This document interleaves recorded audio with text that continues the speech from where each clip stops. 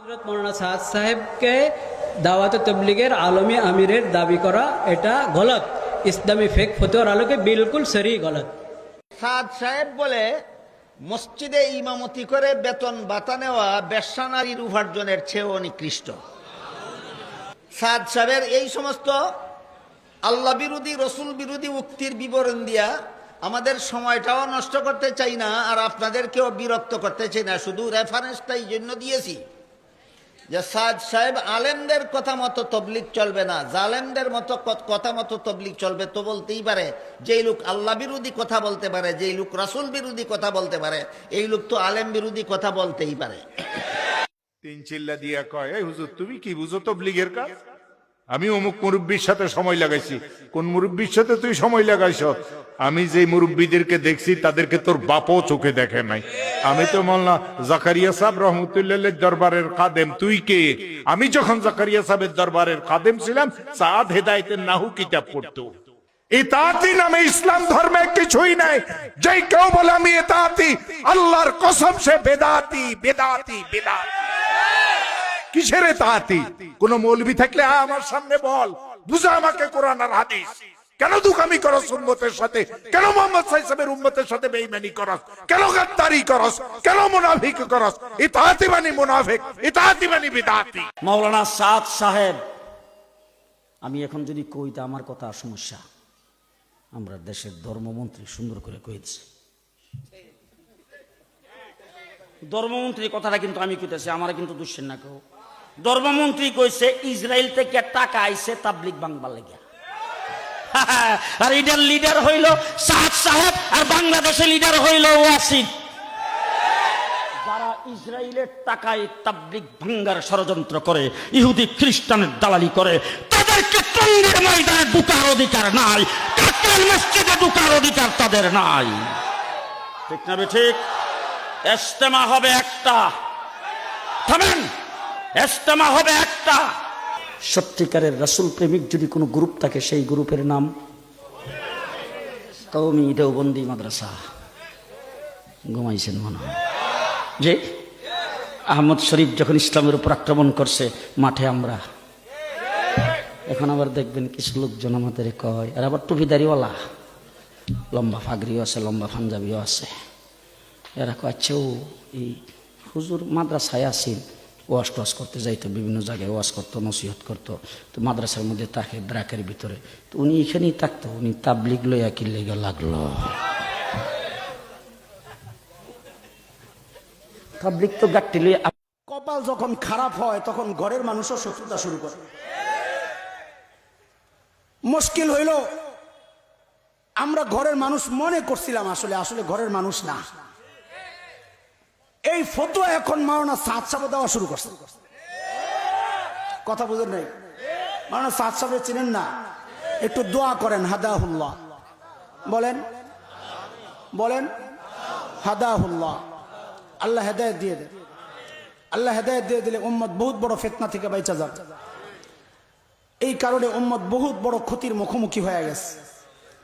ইখতিলাফের কারণে আমল তো বন্ধ হয়ে গেছে, এটা তো সত্য কথা। ইখতিলাফের মূলে যিনি, তিনি একটু নিজেকে পিছনে নিলে আশা করি ইনশাআল্লাহ ইখতিলাফ থাকবে না। দেখেন উলামায়ে কেরাম মাদ্রাসা নিয়েই বহুত ঝামেলায়। অনেকে মনে করে আমরা বুঝি এতদিন পরে মার্কাজ দখল করতে চাই। আরে ভাই, আমি তো আমার মাদ্রাসা নিয়েই ব্যস্ত। মুতাইম সাহেব মাদ্রাসার ওস্তাদদের বেতন দিতে পারে না, বেচারা রাত্রে ঘুমাইতে পারে না। আপনার মার্কাজ নিয়ে চিন্তা করার সময় কই? উলামায়ে কেরাম তো এগুলার দায়িত্ব নেওয়ার ইচ্ছুক না। কত বড় দুঃসাহসী, কত বড় মিথ্যাচারী! আরে আসমান জমিন তো ফেটে যাওয়ার উপক্রম। সেই টঙ্গীর বিশ্ব ইজতেমার মাদ্রাসার ছেলেরা, ওরা কোরআন পড়ছিল, ওদের শিক্ষকদের কাছ থেকে ওরা কোরআন শিখছিল। ওই সময়ে তোমরা অতর্কিতে হামলা করে শুধু আমাদের বড় ছাত্রদেরকে রক্তাক্ত করে ক্ষান্ত হও নাই, সেই মাদ্রাসার অভ্যন্তরে গিয়ে তোমরা হামলা চালিয়েছ। আমাদের নিষ্পাপ সন্তানগুলোর কোরআনের পড়া তোমরা বন্ধ করে দিয়েছ।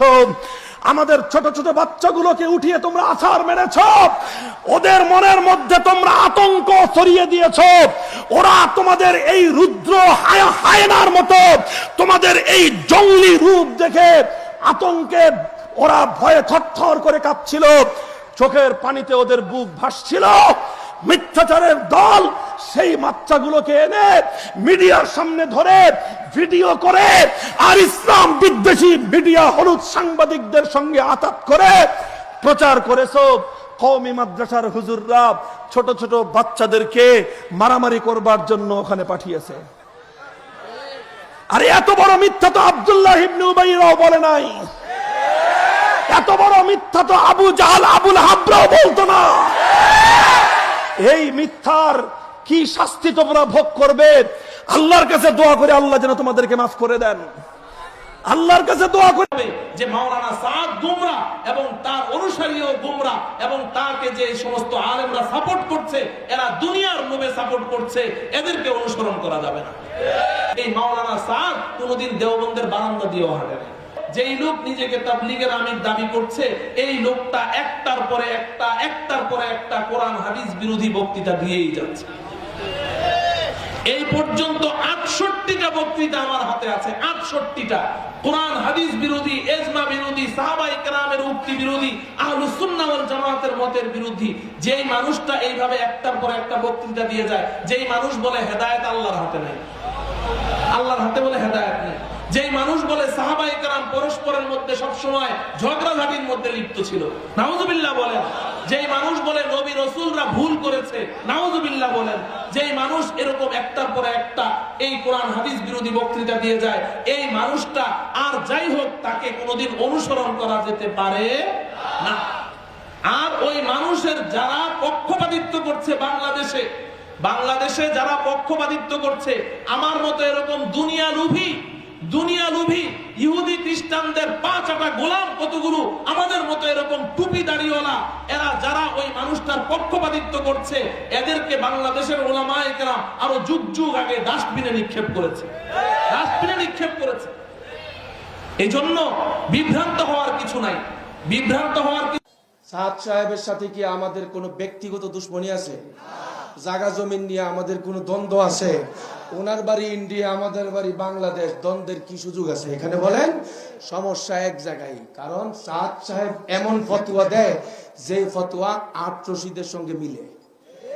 মন খারাপ করেন না, মন খারাপ, কারণ সাদ সাহেব বলছে मक्का मदीना के बाद अगर कोई जगह काबिल इक्तिदा काबिल आजमत है वो बंगला वाली मस्जिद मरकज निजामुद्दीन है। नाउजुबिल्लाह।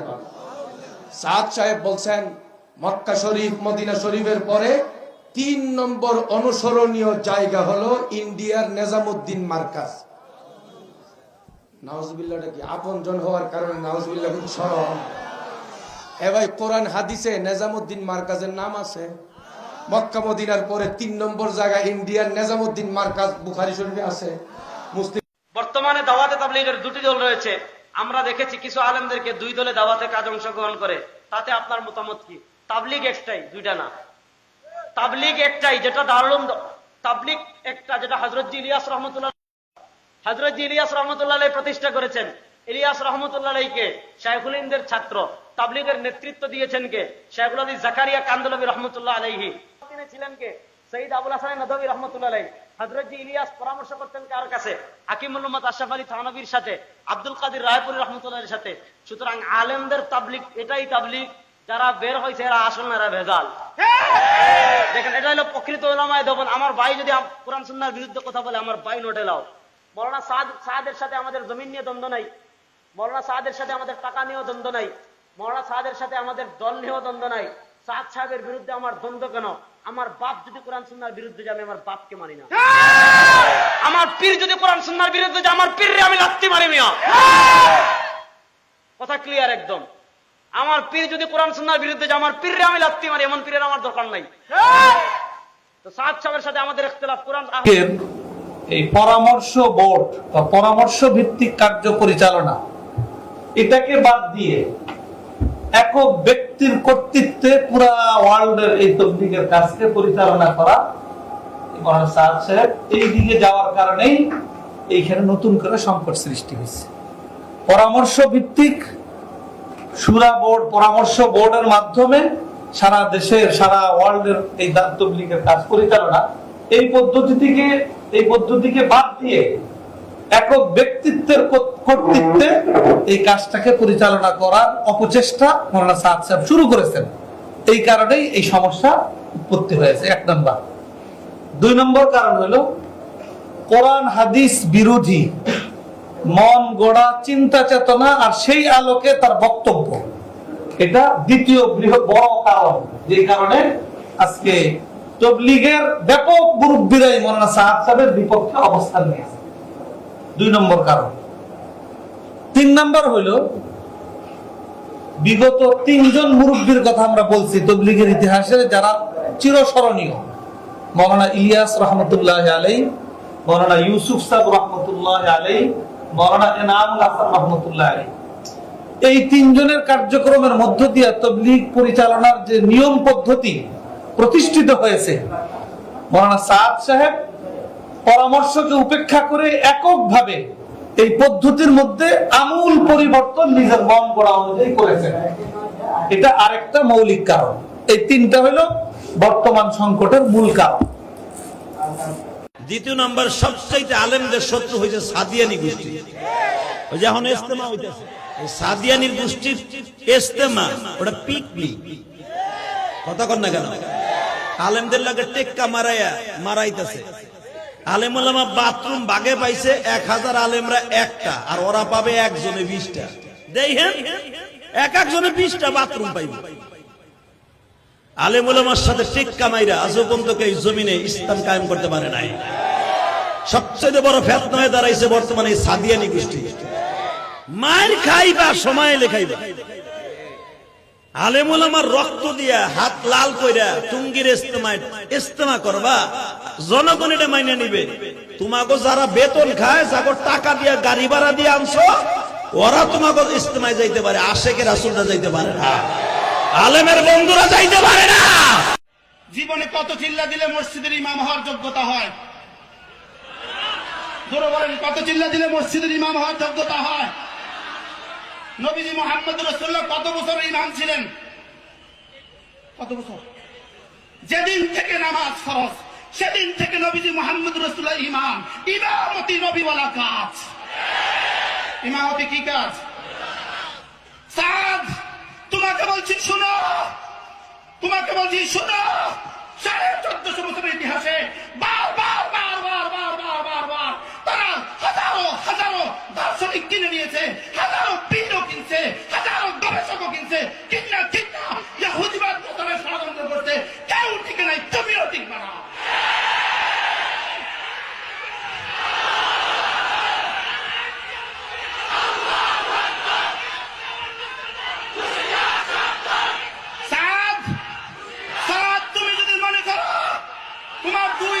দুই বক্তব্যের কারণে তুমি যদি মনে করো তোমাকে দিয়ে 2 বক্তব্য দিয়া পৃথিবী থেকে কোরআন মুছে ফেলবে, ইহুদিদের এই স্বপ্ন সাত পূরণ হবে না।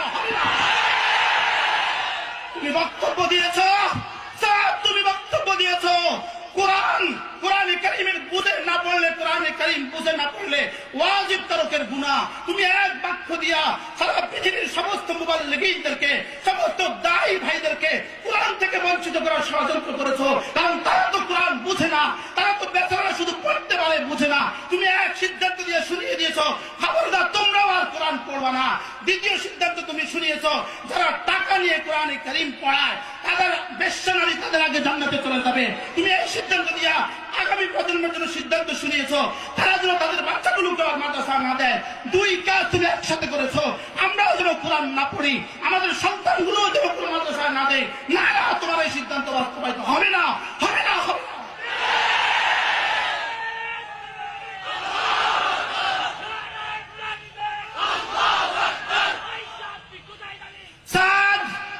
তোমাকে বলছি শুনো, তুমি যদি মনে করো এই বক্তব্য দিয়ে তুমি কোরআনে কারীমকে মুছে ফেলবা, ইহুদিদের এই খেলা বাস্তবায়িত হবে না। আমরাও কোরআন তেলাওয়াত ছাড়বো না, আমাদের বাচ্চাগুলোকেও কোরআন পড়ানো ছাড়বো না। সাদ, তোমার বক্তব্য তুমি পৃথিবী থেকে উদ্ধার করতেই হবে। না এই লাল সবুজের পতাকা এই 65,000 বর্গ মাইলে তোমার অনুসারীদের ঠাই হবে না, হবে না। তুমি বক্তব্য দিয়েছ, স্যার তোমাকে আমি তুমি বলতে বাধ্য হলাম। তুমি যদি মনে করো তোমার দাদার বাবা হযরত ইলিয়াস রাহমাতুল্লাহ আলাইহি, আমরা বলবো নবীজি নূহ আলাইহিস সালামের ছেলেকেও তো ইসলাম ছাড়ে নাই, নবীজি নূহ আলাইহিস সালামের ছেলেকেও আল্লাহ তাআলা ছাড়ে নাই। তুমি তো নবীজি নূহের নাতি নও, তুমি তো নূহের কি নাও, নাতি না। আমাদেরকে ধোঁকা দিও না। আমি যারে বুঝাইয়া পয়সা দিয়ে তবলিগে পাঠাইছি, সে চিল্লে চেয়েছে আমার কাকুদের আল্লাহর রাস্তায় সময় লাগাইছেন। এদিকে কয় কি রে আল্লাহ? হ্যাঁ লাগাইছি তো। কতদিন লাগাইছেন? আমি কই যে 37 বছর চলে। উই বাবা, এতদিন কোন কোন জায়গা লাগালেন? আমি কই 12 বছর মাদ্রাসায় পড়ছি আর এই 25 বছর হাদিস পড়াই। কয় যে এটা না হুজুর, এটা না। আমি বলি কোনটা?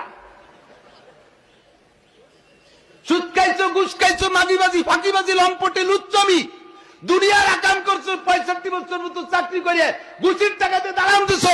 আমার অজে 3 চিল্লে দিয়ে তুমি হয়েছো কুতুবুল আকতাব, আর আমি এই 12 বছর মাদ্রাসায় পড়াইছি, 25 বছর হাদিস পড়াই। এটা তোমার শয়তানের রাস্তা হয়ে গেছে।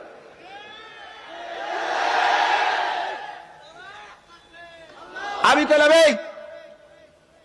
এই যে শয়তানের রাস্তা। কয় হুজুর আপনার আল্লাহর রাস্তা খুরুজ ফি সাবিলিল্লাহ। এই আরবি একটা সাথে খুরুজ ফি সাবিলিল্লাহ, খুরুজ ফি সাবিলিল্লাহ করেন না, আল্লাহর রাস্তায় বের হন। কিভাবে প্রহার করা যায় কিনা এটা আপনারা জিজ্ঞেস করে দেখেন নিজের বিবেকের কাছে।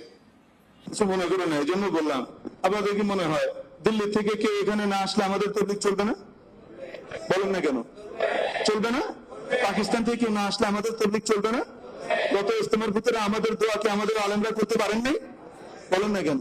তাহলে কি দরকার আছে এটা নিয়ে এত আমার হাঙ্গামা করা?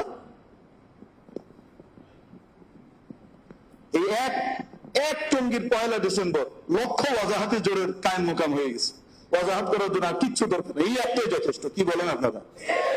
আর কিছু লাগবে? চোখ দেখার জন্য এই একটা জিনিস